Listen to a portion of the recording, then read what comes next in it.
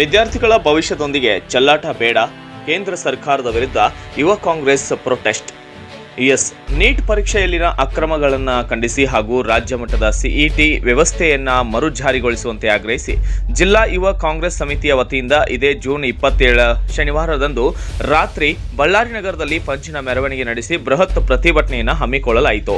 ರಾಜ್ಯ ಯುವ ಕಾಂಗ್ರೆಸ್ ಅಧ್ಯಕ್ಷರಾದಂತಹ ಎಚ್.ಎಸ್. ಮಂಜುನಾಥ ಗೌಡ ಅವರ ಸೂಚನೆಯಂತೆ ಜಿಲ್ಲಾ ಯುವ ಕಾಂಗ್ರೆಸ್ ಅಧ್ಯಕ್ಷ ಕೆ. ಶ್ರೀಕಾಂತ್ ಮತ್ತು ಸೋಷಿಯಲ್ ಮೀಡಿಯಾದ ಅಧ್ಯಕ್ಷರಾದಂತಹ ವಿವೇಕ್ ಮುಂಡಿಮನಿ ನೇತೃತ್ವದಲ್ಲಿ ಈಡಿಗ ಹಾಸ್ಟೆಲ್ನಿಂದ ರಾಯಲ್ ವೃತ್ತದವರೆಗೆ ಪ್ರೊಟೆಸ್ಟ್ ನಡೆಸಲಾಗಿದೆ. ಇನ್ನು ಈ ಪ್ರತಿಭಟನೆಯಲ್ಲಿ ಮಾತನಾಡಿದಂತಹ ಕೆ. ಶ್ರೀಕಾಂತ್, ನೀಟ್ ಅಕ್ರಮ ಮತ್ತು ಪ್ರಶ್ನೆ ಪತ್ರಿಕೆ ಸೋರಿಕೆ ಪ್ರಕರಣಗಳು ಕೇಂದ್ರ ಸರ್ಕಾರದ ವೈಫಲ್ಯವನ್ನ ಬಯಲಿಗೆ ಎಳೆದಿವೆ. ಲಕ್ಷಾಂತರ ವಿದ್ಯಾರ್ಥಿಗಳ ಭವಿಷ್ಯದೊಂದಿಗೆ ಚೆಲ್ಲಾಟವಾಡುತ್ತಿರುವ ಕೇಂದ್ರ ಸರ್ಕಾರ ಕೂಡಲೇ ನೀಟ್ ಪರೀಕ್ಷೆಯನ್ನು ರದ್ದುಗೊಳಿಸಿ ರಾಜ್ಯಗಳಿಗೆ ಸಿಇಟಿ ಮೂಲಕ ವೈದ್ಯಕೀಯ ಪ್ರವೇಶಾತಿ ನಡೆಸಲು ಅವಕಾಶ ಕಲ್ಪಿಸಬೇಕೆಂದು ಆಗ್ರಹಿಸಿದ್ದಾರೆ.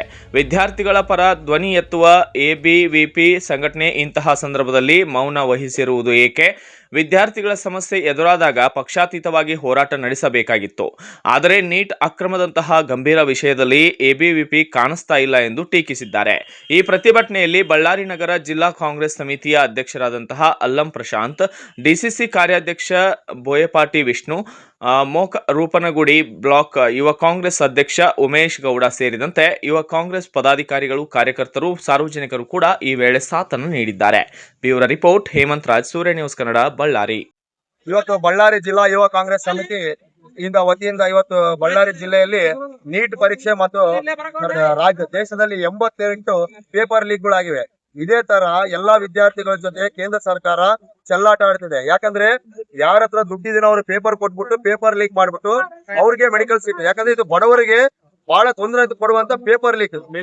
ಯಾವುದೇ ಎಕ್ಸಾಮ್ ನಡೆಸಿದ್ರು, ಏನೇ ನಡೆಸಿದ್ರು, ನರೇಂದ್ರ ಮೋದಿ ಅವರು 12 ವರ್ಷದಲ್ಲಿ ಅವ್ರು ಏನೋ ಸಾಧಿಸಿದೆ ಅಂತ ಹೇಳ್ತಾ ಇದಾರೆ. ಅವ್ರು ಸಾಧಿಸಿರೋದು ಬಡವರ ಮಕ್ಕಳಿಂದ ಪೇಪರ್ ಲೀಕ್ ಮಾಡಿ ಅವ್ರಿಗೆ ಜನಗಳಿಗೆ ಪೇಪರ್ ಲೀಕ್ ಒಂದೇ ಸಾಧಿಸಿರೋದು ಅವರು. ಹಂಗಾಗಿ ಇದನ್ನ ಪ್ರತಿಭಟನೆ ಮಾಡ್ತಾ ಇದೀವಿ. ಎಜುಕೇಶನ್ ಮಿನಿಸ್ಟರ್ಗೂ ಮತ್ತು ಕೇಂದ್ರ ನರೇಂದ್ರ ಮೋದಿ ಅವರು ಕೂಡ ರಾಜೀನಾಮೆ ಮಾಡಬೇಕು. 1 ಪೇಪರ್ ಅಲ್ಲ, 2 ಪೇಪರ್ ಅಲ್ಲ, 88 ಪೇಪರ್ ನಡೆದಿರೋದು. ಇವತ್ತು ಬಳ್ಳಾರಿಯಲ್ಲಿ ಅದೇ ಮತ್ತೆ ದೇಶದಲ್ಲಿ ಎಬಿವಿಪಿ ಸತ್ತೋಗಿದೆ. ಇವತ್ತು ಸ್ಟೂಡೆಂಟ್ ಪೇಪರ್ ಲೀಕ್ ಆಗಿದೆ ಅಂತ ಅವ್ರ ಮಂತ್ರಿನೇ ಒಪ್ಕೊಂಡಿದ್ದಾರೆ. ಹೋರಾಟ ಮಾಡ್ಬೋದಲ್ಲ ಎಬಿವಿಪಿದವರು? ದೇಶದಲ್ಲಿ ಅವ್ರನ್ನ ಬಳಸ್ಕೊಂತಿದ್ದಾರೆ ಎಬಿವಿಪಿನ ಒಂದು ಸ್ಟೂಡೆಂಟ್ ಆರ್ಗನೈಸೇಷನ್ ಅಂತ ಹೇಳ್ಬಿಟ್ಟು.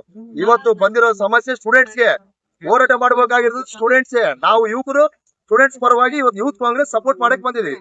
ಎಲ್ಲಿದೆ ಅವ್ರ ಸಮಸ್ಯೆಗಳು ಎಲ್ಲಿದಾವೆ, ಯಾಕೆ ಹೋರಾಟ ಮಾಡ್ತಿಲ್ಲ ಅಂತೇಳಿ ಇವತ್ತು ನಿಮ್ ಮೂಲಕ ಮತ್ತು ಎಲ್ಲ ನಮ್ಮ ರಾಜ್ಯಾಧ್ಯಕ್ಷರಾದಂತಹ ಮಂಜುನಾಥ್ ಗೌಡರ ಆದೇಶದ ಮೇರೆಗೆ ಇವತ್ತು ನಾವು ಈ ಬಳ್ಳಾರಿ ನಗರದಲ್ಲಿ ಈ ಪ್ರತಿಭಟನೆಯನ್ನು, ಪಂಜಿನ ಮೆರವಣಿಗೆ ಪ್ರತಿಭಟನೆಯನ್ನು ಆರಂಭಿಸಿಕೊಂಡು ಕೇಂದ್ರ ಸರ್ಕಾರದ ಎಜುಕೇಶನ್ ಮಿನಿಸ್ಟರ್ಗೂ ನರೇಂದ್ರ ಮೋದಿಗೂ ರಾಜೀನಾಮೆ ಕೊಡಬೇಕಂತ ಹೇಳಿ ಇಲ್ಲಿಂದ ನಾವು ನಿಮ್ಮ ಮಾಧ್ಯಮದ ಮೂಲಕ ನಾವು ಈ ಸಂದೇಶವನ್ನು ಕೊಡ್ತೇವೆ.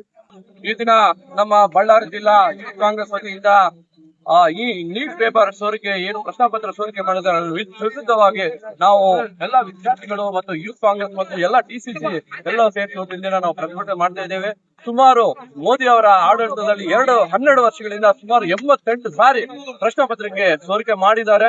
ಅವರ ಉದ್ದೇಶ ಒಂದೇ, ಯಾವ ಬಡ ವಿದ್ಯಾರ್ಥಿಗಳು ಒಳ್ಳೆಯ ಹುದ್ದೆಯಲ್ಲಿ ಬರಬಾರದು, ಎಲ್ಲರೂ ದುಡ್ಡಿದ್ದವ್ರೆ ಅವರು ಒಳ್ಳೆ ಹುದ್ದೆಯಲ್ಲಿ ಇರಬೇಕು, ಅವ್ರ ದೇಶವನ್ನ ನಾಶ ಮಾಡಬೇಕು ಅನ್ನೋ ರೀತಿಯಲ್ಲಿ ಇವತ್ತಿನ ದಿನ ಹೊರಟಿದ್ದಾರೆ. ಇದು ಯಾವತ್ತಿಗೂ ಒಳ್ಳೇದಲ್ಲ.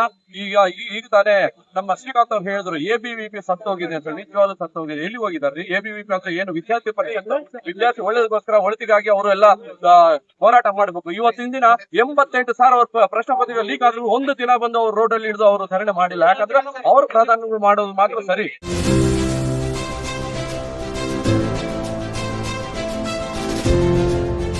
ಇದು ಸೂರ್ಯ ನ್ಯೂಸ್ ಕನ್ನಡ.